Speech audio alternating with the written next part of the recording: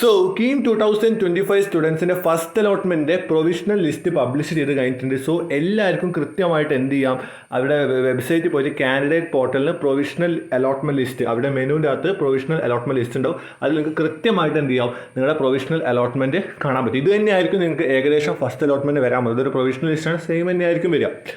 Next എന്ന് പറഞ്ഞാൽ genuine compliance ഉള്ള കുട്ടികൾക്ക് അലോട്ട്മെൻറ്റ് ബന്ധപ്പെട്ട് എന്തെങ്കിലും കംപ്ലയിൻ്റ് ഉണ്ടെങ്കിൽ ഉടനെ തന്നെ എന്ത് ചെയ്യുക, engineering.ce kerala@gmail.com എന്നുള്ള ഇതിലേക്ക് കൃത്യമായിട്ട് പ്രൊവിഷണൽ അലോട്ട്മെൻറ്റ് ബന്ധപ്പെട്ട മെയിലുകൾ 20/7/2025 മുൻപായിട്ട് അയക്കുക 4 മണിക്ക്. കാരണം എന്തെങ്കിലും ഇഷ്യൂസോ കാര്യങ്ങളൊക്കെ ചിലപ്പോൾ ചിലവർക്ക് ഉണ്ടാവാം, കാരണം അവരുടെ എററോ എന്തെങ്കിലും വന്നിട്ടുണ്ടെങ്കിൽ.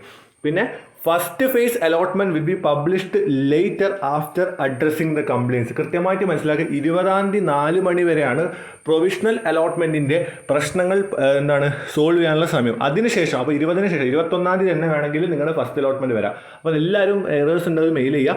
പിന്നെ ഒരു കാര്യം മനസ്സിലാക്കുക, ഹെൽപ്പ് ലൈൻ നമ്പർ താഴത്ത് കൊടുത്തിട്ടുണ്ട്. പിന്നെ Heera college of engineering and technology Panavoor, അതേപോലെ നെടുങ്ങമാട്, അതേപോലെ തന്നെ mechanical engineering and civil engineering with computer application courses in Jawaharlal engineering college which were included at the time of option registration. എന്ന് വെച്ചാൽ ഓപ്ഷൻ രജിസ്ട്രേഷൻ സമയത്ത് ഇവരൊക്കെ ഈ പറയുന്ന കോഴ്സുകളും കോളേജുകളും ഇൻക്ലൂഡ് ആയിട്ടുണ്ടായിരുന്നു.